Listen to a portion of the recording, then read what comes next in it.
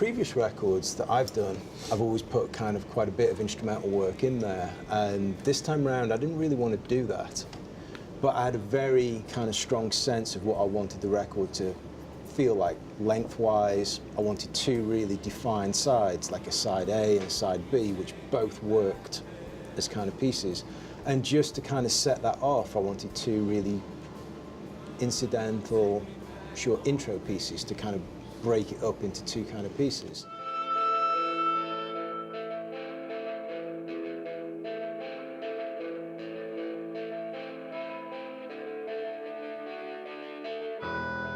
That one to me was just a nice way to tee up the record and like kind of let it all kind of flow, you know. It set a scene kind of thing really, which is, I think it serves the record well doing that.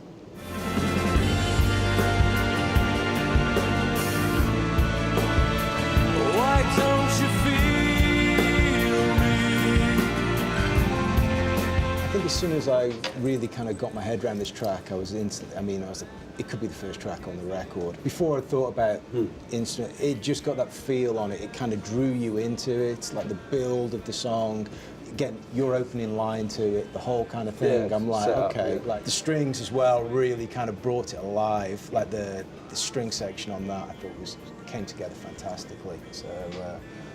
Yeah, you know, it just... And we get Mark as well doing his little warbling in the background. Yeah, exactly. You know, it was nice to have, you know, Mark Lannan kind of come through and just, you know, that little kind of cameo, you know, nod of the, you know, it's always a good time. I loved it, yeah. Yeah, to have Mark kind of do anything is always, you know, great.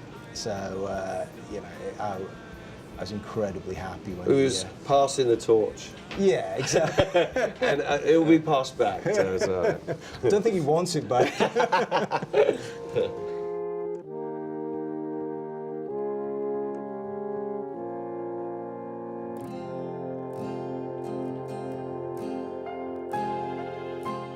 Longest Day was like one of the very last things we did, right? And it changed completely from the initial kind of feel. I think initially we had like a more kind of, it was all strings, and then we had one of those moments of, again, in the studio where I was like, okay, well, I've got this idea for like a loud kind of Neil Young crazy horse guitar thing, and like a trashy drum like part to it to make it a very like quiet, loud kind of track, which is something I'd not ever really done before. All of a sudden, it makes it like a really great kind of song. Yeah, I wasn't sure about it. Like, I see, not what you were doing. I wasn't sure about what I was doing. You know, I kind of felt like I was just, you know, I just wasn't like convinced about it at the time. Yeah, and it came later on, but when everything was finally done musically, and the girls, it made sense, you know. It was a proper song, kind of and that's what I was nervous about. I was nervous about the fact that it was like, it was a proper song. Yeah, it was like, arrangement-wise and stuff like that. That's why I kind of, you know, it made sense. But like, it was one of those tracks that I was like, is it too obvious? Is it too obvious what I'm doing? I'm too in the format of like songwriting territory here, you know. That would worry me a little bit, but only because throughout the work that we did together, I never felt like I was planning something, and this was the only track where I thought there was like a little plan going on.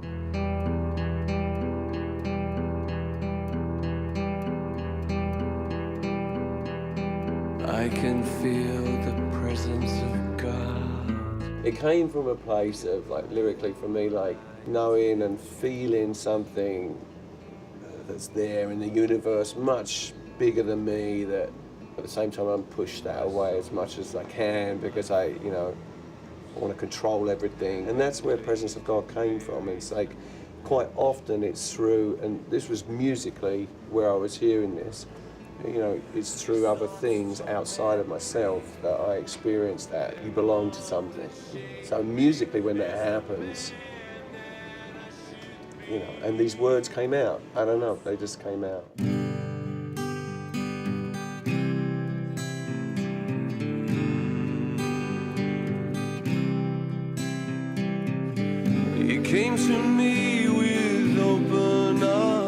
suddenly get like a lighter moment, I think, and Yeah. you need it at that point. It's kind of like Yeah, it's quite an uplifting track. Yeah. We'd never done like a track like that before that was very much kind of sat and written on an acoustic guitar, and it's like those kind of three, what I class as like cowboy chords. Like it sounds like the kind of thing that somebody plays when they're sitting around a fire that only knows those three chords. You know, it's incredibly basic, simple, and again, it was keeping it really simple.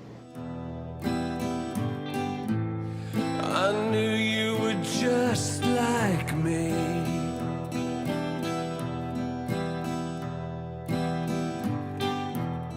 It was a very kind of guitar-oriented like track. It's really simple chords, like very kind of just do that. I think it got to the point where we wanted to do something loud. Yeah, and it had an arc that was, when I first heard what Rich was doing with his guitar, you know, yeah, it was, we were looking for that. We were looking for something that kind of like blew out the cobwebs a bit. You embrace in the back room.